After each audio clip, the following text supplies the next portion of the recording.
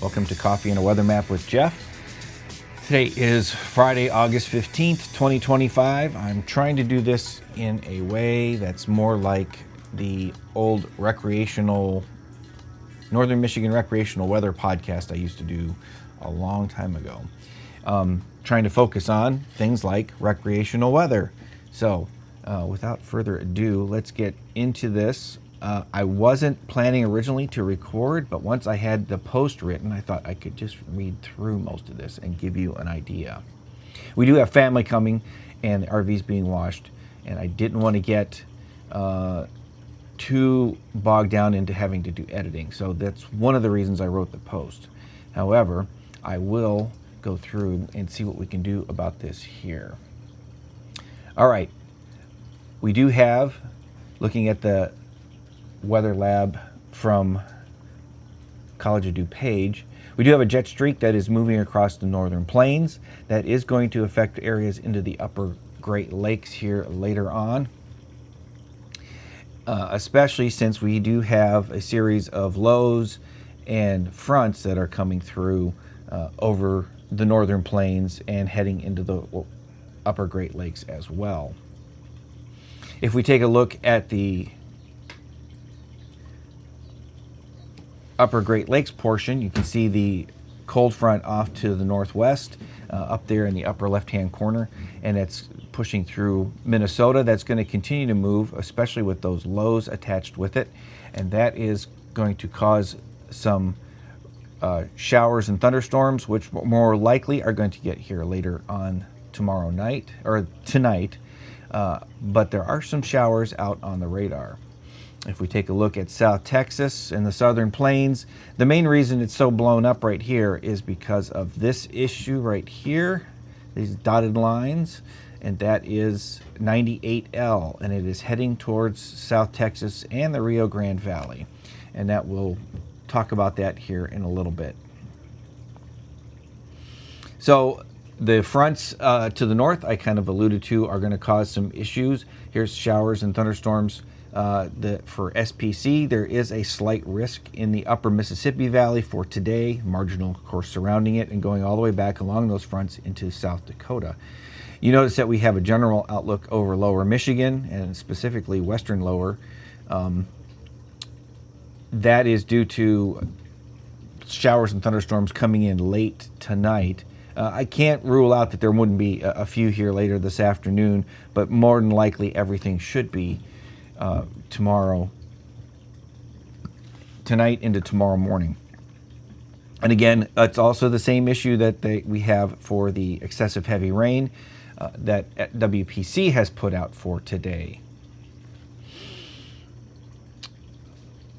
Otherwise, we do have sunny skies expected in lower Michigan here. Like I said, can't rule out a shower or a thunderstorm, and there are some other areas of slight risk for heavy rain, and one of them is in South Texas. Well, it's mainly the Rio Grande Valley, so a little bit further south, deep South Texas as it would be called, and some thunderstorms, and that's all associated with 98L. If we look at the watch warning and advisory map, WWA, that's on your screen here, and we'll blow that up. You can see mainly there is just the heat issues from the Central Plains down into the Gulf Coast and all the way out into the Atlantic seaboard and down parts of Florida. Most other places are pretty quiet today. There's a few air quality alerts in Colorado due to local forest fires. There's a flood watch in northern Arizona due to showers, thunderstorms, and probably a burn scar flash flooding. There's also some red flag warnings there in Montana and Idaho. However, the big area that you saw from yesterday has stopped due to the fact that the winds have now dropped to 5 to 10 miles an hour across that area. It's still very dry, so you got to watch out for burn bans. As I had mentioned earlier, we do have 98L moving into the South Texas coast, so keep an eye on that. It will probably move in today. There is a 50% chance of development as it moves up into or onshore here by later tonight.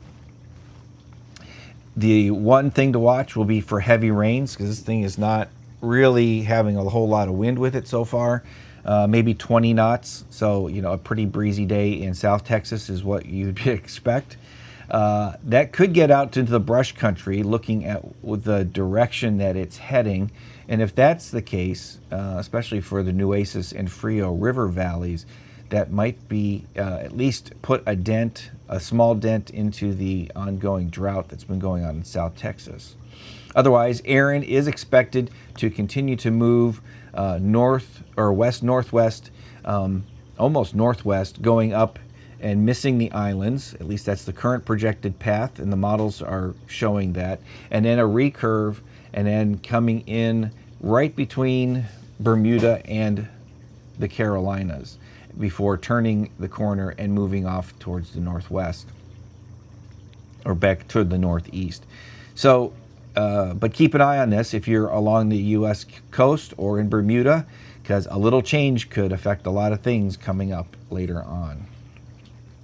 We've talked about the local impacts for lower Michigan and South Texas today. So the temperatures we will look at for today as well.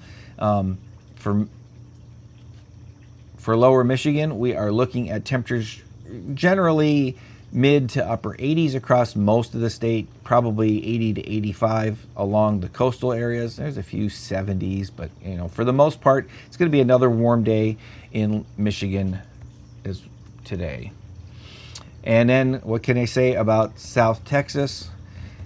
Temperatures are looking to be in the upper 80s along the coastal areas, into the lower to mid 90s as you get further into the coastal plains. And then as you get into the brush country, the mid 90s into the low 100s. It's going to be 102 in Laredo, and that's why I say lower 100s. So otherwise, we do have rip current risks along, the rip current risk along the beaches in Michigan remain low. I forgot to include that map as well as the one for South Texas, but the middle Texas coast, so basically from Matagorda Bay all the way south to Brownsville in the Rio Grande Valley, we are expected moderate rip current risks due to the waves and swell that is being generated by 98L.